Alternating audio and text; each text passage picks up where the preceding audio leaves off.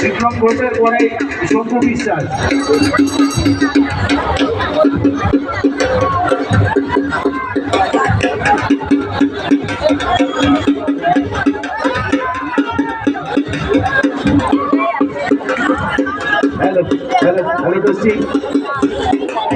রায়পল্লী হাট বারোয়ারির পরিচালনায় জেসিবিসি চরক পুজোর অনুষ্ঠান চলছে।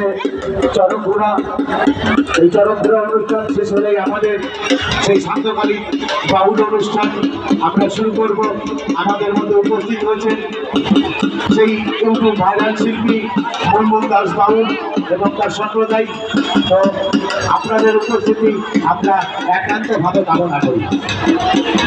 রায়পল্লী হাট বারোয়ারির পক্ষ থেকে আমাদের অভিনবদের দর্শনার্থীদের জানাই শুভ নববর্ষের আন্তরিক অভিনন্দন, প্রীতি ও শুভেচ্ছা। এবার চরকে ঘুরছে বিক্রম ঘোষ। বিক্রম ঘোষকে আপনারা প্রভাত তুলে আশীর্বাদ করবেন ও যেন প্রতি বছর এইভাবেই চরকে ঘুরতে পারে।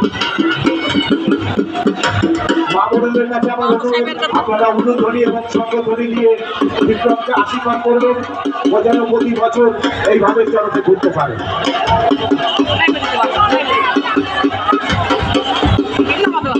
বিক্রমের পরে আসবে শম্ভু বিশ্বাস।